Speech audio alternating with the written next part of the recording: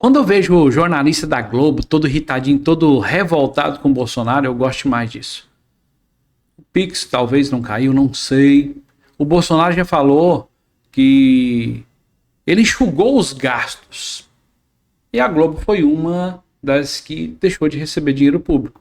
A gente sabe que quem assiste a Globo, os canais da Globo, você vai lá no Globo 100, tá lá, comentários esquerdistas. Globo News, comentários esquerdistas. Então quem assiste basicamente a Globo hoje tem os seus viés ideológicos bem voltados ao esquerdismo.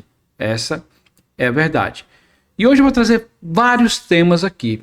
Tem o Hugo Mota voltando atrás, dando um de Joãozinho sem braço quando foi confrontado. O Elon Musk,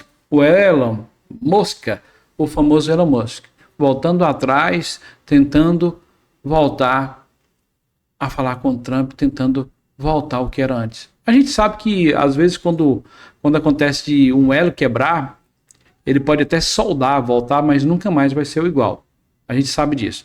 Hoje nós temos muitos assuntos aqui, a gente vai tratar de alguns assuntos sobre fake news, sobre muitas coisas aqui hoje. Fiquem comigo até o final, eu garanto que você vai gostar do nosso vídeo de hoje. Não vou enrolar mais, só vou pedir para você agora. Quando você chegar aqui no nosso canal, já chega dando like, curtindo, compartilhando. Quem não se inscreveu, se inscreva.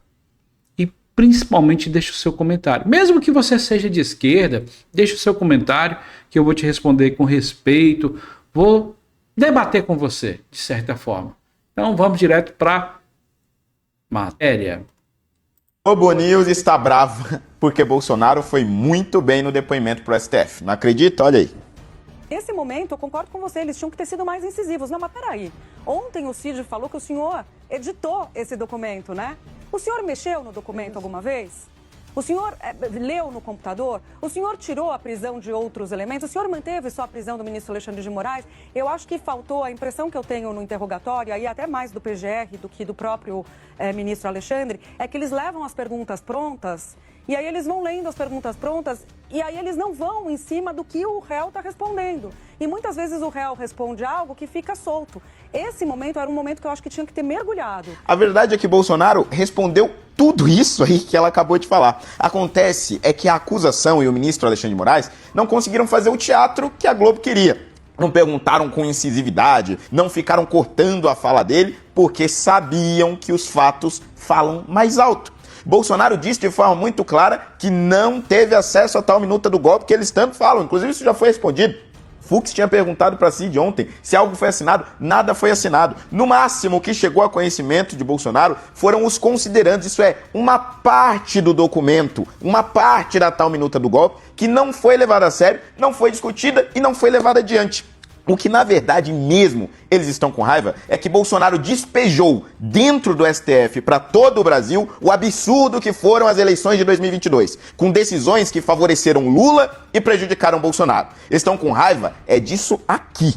Basicamente fazer nada, quase tudo era proibido. Houve decisão também que eu não podia baixar o preço do combustível, como se eu fosse baixar na canetada, isso aí.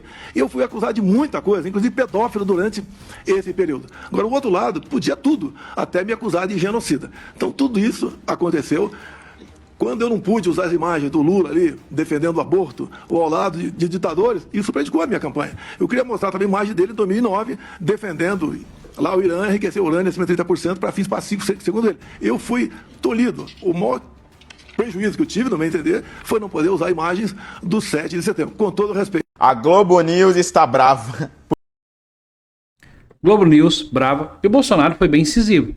Ele foi prejudicado na campanha de 2022. Muita coisa ele não pôde fazer. Por quê? Ele sempre foi boicotado, tanto pela mídia quanto pelo judiciário. A gente sabe disso. Ele foi boicotado. A outra matéria que eu vou colocar para vocês agora é essa aqui.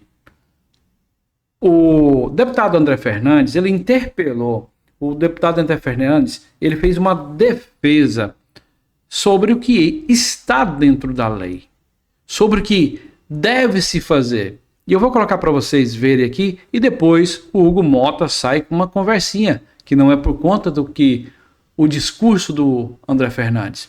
Olha só essa mazela aqui do Hugo Mota. Deputado Marcel, mas eu não queria carregar a culpa, preste atenção, eu não queria carregar a culpa de futuramente um projeto de anistia não andar, um outro projeto não andar, e falarem, foi por causa desse deputado que não soube cumprir acordo, seguir grupo, seguir orientação. E tendo o espírito de grupo, eu segui o que o meu grupo determinou. Só que hoje a sensação é de traição, de enganação, de arrependimento, porque nós estamos sendo desrespeitados dia após dia. Eu sou um deputado federal, nós temos 38 deputados federais. 38 deputados federais, com inquérito no Supremo Tribunal Federal, porque falou alguma coisa, porque postou alguma coisa, porque usou a tribuna. Deputado Gustavo Gaia, que está aqui, foi intimado hoje na porta do gabinete. A gente fica tentando fugir de oficial de justiça. A gente fica o tempo todo com medo, eu vou usar a tribuna, e cadê a minha imunidade parlamentar? Aliás, para que é que serve ser eleito, se não para representar o povo e falar o que o povo gostaria de falar, mas não pode? Aí eu venho aqui hoje para dizer, Hugo Mota, deputado Hugo Mota, que é tão deputado quanto cada um de nós, mas que nesse momento ocupa a cadeira de presidente. O seu papel constitucional é defender essa casa, é defender a Constituição, é defender a democracia, é defender os seus. O senhor está nessa cadeira, Hugo Mota. E aqui eu não estou falando, volto a dizer, não é nada pessoal. Nós nem tivemos oportunidade de conversar para falar sobre absolutamente nada. Quando me ligaste pedindo voto, eu aceitei, porque já tinha um entendimento de todo o grupo. Quando o deputado Marcel me procurou, eu disse, olha, eu já dei a palavra, eu não posso fazer isso. Mas o que eu estou dizendo aqui é, resgate a força da Câmara dos Deputados. Não aceite que um deputado seja cassado, seja qual for o motivo, sem o aval dessa casa. E se quer que o deputado Zambelli, seja qual for o deputado, seja cassado, traga para decidir aqui em plenário. E os deputados coloquem a sua digital na cassação, na perda de mandato, quando fizeram com Daniel Silveira. Mas dizer que simplesmente vai acatar a decisão é um desrespeito. É um chute na cara do presidente, é um chute na cara dos parlamentares e é um chute também na cara da oposição. Nós estamos há 5 meses esperando o aceno. Nós estamos há 5 meses esperando algo que venha da presidência dessa Câmara para a gente dizer assim, a gente fez a decisão correta, mas até agora esse aceno não aconteceu. E não tem como. E eu confesso, muitas vezes eu vejo os líderes que estão aqui presentes tentando conversar, tentando de diálogo. Eu estou aqui hoje, pode ter certeza, líder Sócrates, líder Altineu, líder Zuco, líder minoria, o próprio presidente Bolsonaro, alivia, calma, vamos conversar, não é para bater. Só que nós estamos representando o povo. E o povo está cobrando o nosso posicionamento. Então eu estou trazendo isso aqui para dizer que a responsabilidade não é sobre nenhuma liderança. É um senso de que nós fizemos uma escolha, mas o que parece é que essa escolha não foi certa. Nós temos que dar um recado claro ao Supremo Tribunal Federal e aos deputados da esquerda que estão aqui. Eu estou vendo o deputado Lindbergh, ele vai pedir também o direito de resposta, que tudo que acontece judicializa e joga para o STF. Hoje está acontecendo com a gente, daqui a pouco vai acontecer com vocês. Vocês não conseguem entender que vão caçar 1, vão caçar 2, vão prender 3, vão prender 4, vão prender 5. E aí depois, o que é que vai restar se vocês olhem como é que é o STF? Um ministro só tomando de conta do país. Por que é que os outros não vão lá peitar ele? Porque tem um senso de corporativismo, porque tem um senso de grupo, porque ele se defende. Aliás, isso é a democracia, a independência. Mas de repente a gente vê a democracia do qual? Juiz, caça, prende, determina. A gente vai, susta uma ação, ele vai, derruba a ação. A gente passa aqui um custo de bilhões anual aos cofres públicos. Aprovamos projetos, com uma canetada derruba o projeto, nos fazendo inteiramente de palhaços. Senhor presidente Hugo Mota. Então eu deixo aqui o meu desabafo e eu tenho certeza que a partir de agora eu vou ter um alvo aqui na minha testa do tamanho do mundo. Tudo bem, eu sou o primeiro. Mas daqui a pouco vai aparecer outro que vai falar a mesma coisa. Daqui a pouco vai ter outro que vai falar a mesma coisa. E eu não quero que chegue no ponto do senhor não conseguir sair às ruas. Igual outros cidadãos não conseguem sair às ruas porque o povo cobra, porque o povo intimida, porque o povo tem legitimidade para o fazer. E hoje eu estou aqui como representante, deputado federal mais votado do estado do Ceará, representando o meu Nordeste, que é terra de cabra macho, não é terra de cabra frouxo que tem medo, principalmente medo de juiz do Supremo Tribunal Federal, representando o meu Nordeste e o meu Brasil, vamos dizer não à ditadura da toga e à nossa Constituição Federal, sim. Presidente. Acerca do mandato da deputada Carla Zambelli, eu darei o cumprimento regimental. Qual é o cumprimento regimental? Nós vamos notificar para que ela possa se defender e a palavra final será a palavra do plenário. É isso que nós vamos fazer. Isso é cumprir a decisão. Então, não ache, viu, deputado André, que eu estou tomando essa decisão por causa do seu discurso. Eu acho que houve uma confusão ou uma precipitação da minha avaliação. Essa decisão ela poderia ser cumprida pela mesa ou pelo plenário. O plenário é que tem a legitimidade dessa casa, é o plenário que decide para onde essa casa vai. E ele é soberano e está acima de qualquer um de nós. Então esse será o cumprimento que nós vamos dar à decisão acerca da deputada Carla Zambelli, dando o direito à ampla defesa, nós fazendo tudo conforme o regimento da casa, que é o que tem nos guiado até aqui, o que continuará a nos guiar. Então... Deputado Marcel. Olha, o que aconteceu aqui?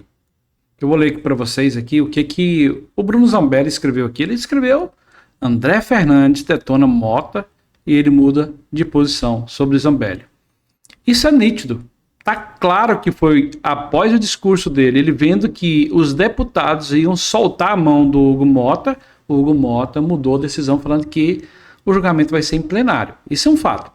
E o Bruno Zambelli escreveu o seguinte: obrigado, @André Fernandes. Você lavou a alma de todos os brasileiros que não aguentavam mais ver tanta covardia e omissão. Cada palavra sua por milhões. Você disse o que estava entalado na minha garganta e na garganta de todo um povo que clama por justiça, lealdade e coragem. Deixe nos seus comentários o que você achou desse discurso do André Fernandes. Eu particularmente quero parabenizá-lo. O menino é bom. O cabra é bom. É corajoso. E ele está certo. Estão todos de joelhos. E quero fazer um comentário bem rápido aqui. No início, ele dirige a palavra, André Fernandes, ao Marcel Van Hatten. Eu, na minha humilde opinião, não entendo como essas costuras políticas. Não faz sentido colocar um Hugo Mota desse aí, sendo que Marcel Van Hatten, na minha humilde opinião, é 1000 vezes melhor do que esse Hugo Mota. É só a minha opinião. Se você concorda também que o Marcel Van Hatten é muito melhor, deixe nos seus comentários aí se você concorda, que é uma dobradinha bem legal isso aí, né? O André Fernandes, muito bom aqui no Nordeste, no Ceará, e o Marcel Van Hatten lá no Sul, né? Defendendo os direitos nossos, dos patriotas conservadores aqui no Brasil. E eu vou trazer uma outra matéria para vocês agora, que eu gosto também dos posicionamentos, dos comentários do André Marsiglia. Olha só o que o André Marsiglia fala. E segue o STF com suas duas urgências. Em um dia, o processo do golpe, neutralizando o bolsonarismo, ano que vem, e no outro, a regulação das redes sociais, impulsionando com censura política à oposição. Matéria, né, do Poder 360, ele republicou. Ao vivo, o STF retoma julgamento sobre responsabilização das redes sociais. Próximo a votar será o ministro Flávio Dino.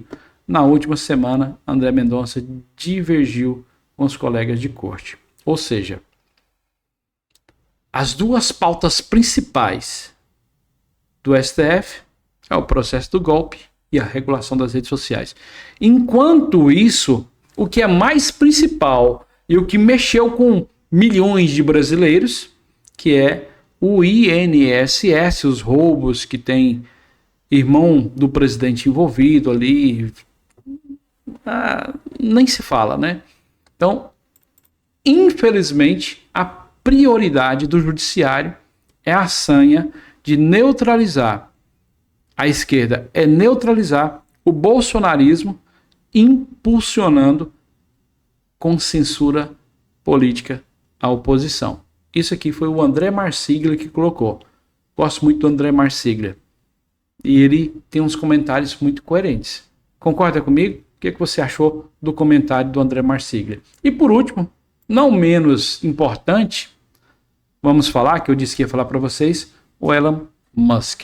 Também vou colocar aqui o comentário de uma pessoa que eu gosto. Eu gosto bastante de ver os comentários. É uma pessoa bem coerente nas suas falas. O Vinícius Carrion disse o seguinte: Elon Musk arrependido das críticas contra Trump. Aí tem a tradução aqui do Google, para vocês verem, né? Lamento algumas das minhas postagens sobre o presidente @real Donald Trump da semana passada. Elas foram longe demais.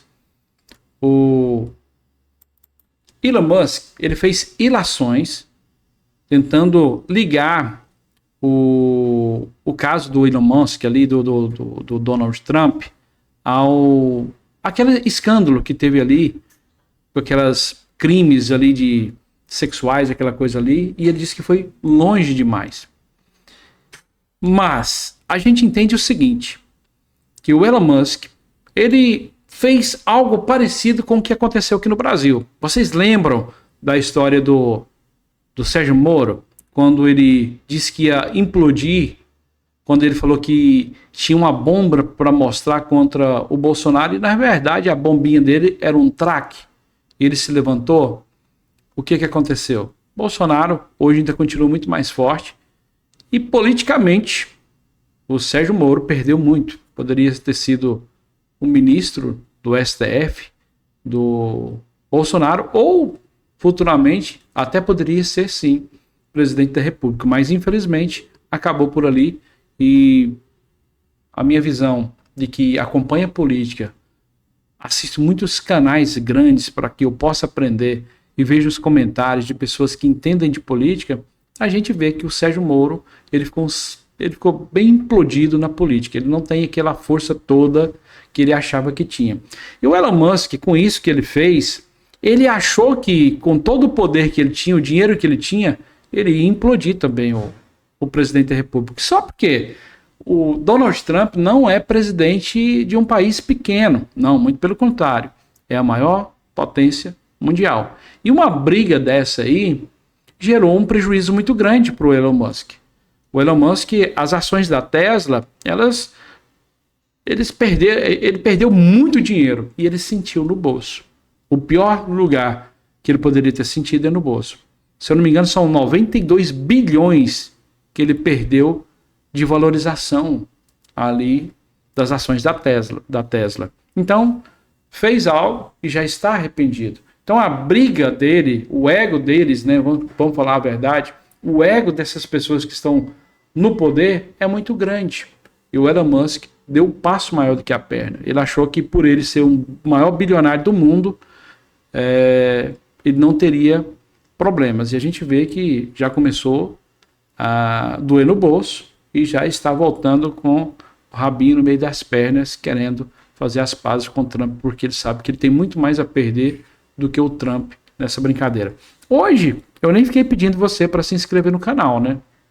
Então é muito importante que você se inscreva, que você comente, que você fale o que você acha dos nossos comentários, se você está gostando da dinâmica do canal, e que você interaja comigo.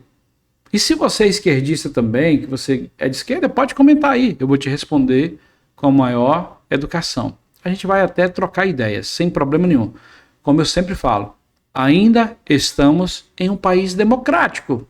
Um país que ainda estamos dando opinião. Mas para a gente dar opinião, para a gente continuar, eu trazendo esse canal, trazendo essa